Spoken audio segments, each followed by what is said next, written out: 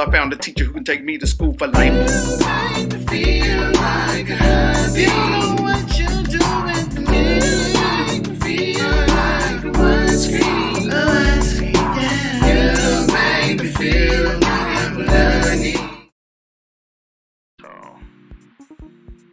call me back after Alright, so are you guys ready? Alright, this is your boy, Dorian Andrews, with another episode of DoreoTV. I mean, it's not.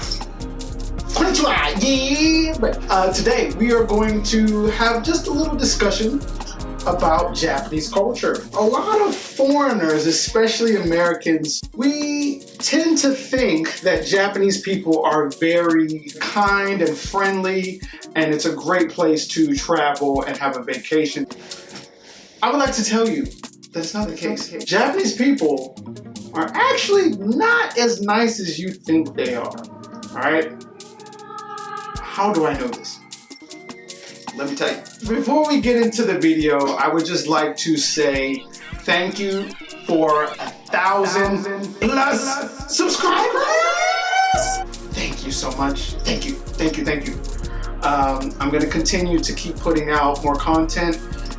But right now, February and March, it looks like these months are gonna be the busiest of the year.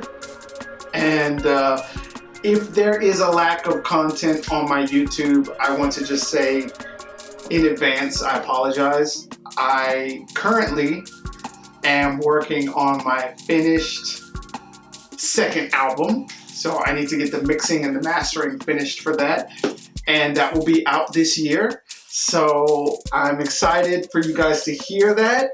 It is a lot more personal, a lot more English, so don't worry about Japanese if you don't understand it. Let's go ahead and get straight into it. Believe it or not, Japanese people are very fake. And for Japanese people, they probably understand what I'm about to tell you. I'm gonna give you 3 signs for detecting Japanese fakeness. How can you tell if someone is being not genuine to you? Sign number 1.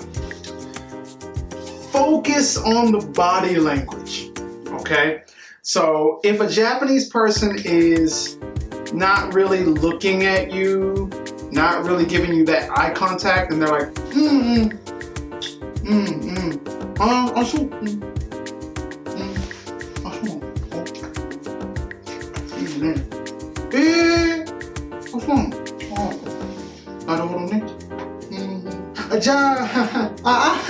they're not interested. They're not interested at all at what you're talking about. But if someone is looking at you like very focused and genuinely having their eyes locked on you, like,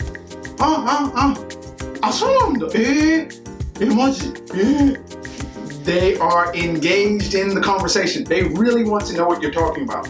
And they are glued to every word you're saying. That's one way that you can tell. Look at their body language. If they're looking around, thinking of other stuff, doing other stuff, they're not paying attention. If they fold their arms, they're guarding themselves, right? So that's body language of like, okay, I don't trust you. I'm not really gelling with this conversation. Sign number 2, focus on intonation and how they talk. If they do this, that's fake. Fake. Everybody knows there's a difference between a real genuine laugh, which usually doesn't sound too pretty, and then the fake laugh that sounds like it's trying to be normal, when indeed it sounds really awkward, right? Like,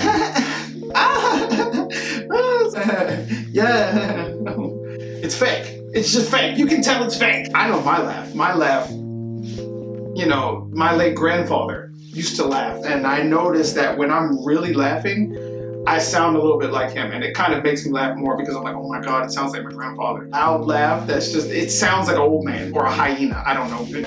Take your pick. Third sign, very easy. Check their indirect language. We talked about body language earlier, where you can see by their movements. Now, indirect language is a little bit more talking around the situation. They're talking around something, they're not comfortable with you. If they feel comfortable enough to be very direct with you, then that means they consider you as a potential friend, even acquaintance. But someone who talks more directly with you, it shows that they are comfortable talking to you. If they're talking about like, 今月はちょっと忙しいよね. They're just going around. That means really they don't want to hang out with you. But they're telling you that they're not busy. They're too busy to hang out with you because they don't know you or they don't want to know you. Versus someone saying, 今はね、なんか会社がすごいなんかいっぱいやんなきゃいけないものがあるので、多分来月の最初、この土曜日、最初の土曜日とか日曜日、大丈夫そうと思います。Now, that is a little bit more, maybe not this month, but next month. If they give you a specific time or a date, then they're interested. I don't play. Cut all the BS. You know, if someone really wants to hang out with you, give them a specific time and a date, and then see if they pick it. Because if they don't pick it, that means they don't want to hang out with you. That's how Japanese people work. それじゃなくて、ちょっと、なんかね、if they talk like this, they're not comfortable with what you're talking about. So you might want to pump the brakes and not be too direct with your questions or your talking points because they're not comfortable with where you're going. So in that sense, you just have to read the room. There's a phrase in Japanese called KY, kuki yomenai. So kuki means air, literally, and yomu means to read. So read the air. Kuki yomenai, nai is negative. So nai means no or not. So yomenai means you can't. So kuki yomenai, you can't read the air or can't read the room, as we say in common English. So you gotta learn how to read the room. Japanese people are very indirect. So they're just they have this culture of being polite that they don't want to upset people.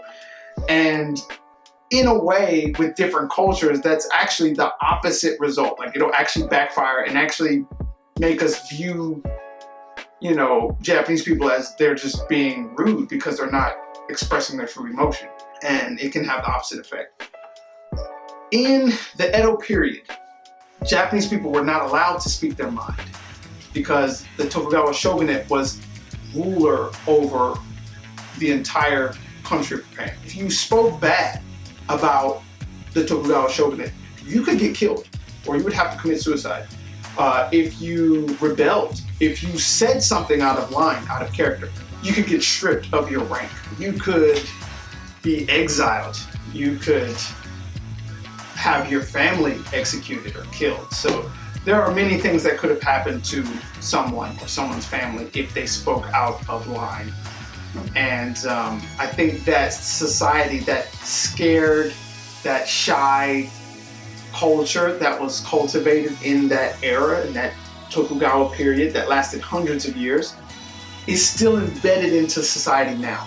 So that's why a lot of people don't really speak their mind in Japan.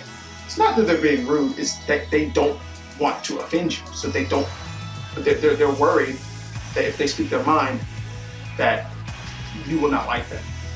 And that's one thing they do not want, is for someone to not like them.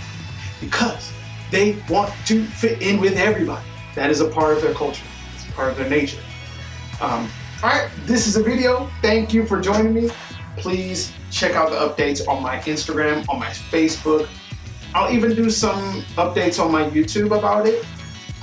So I'm very excited for you guys to listen to it. So this is your boy, Dorian Andrews from DoreoTV, signing out. Doo-doo!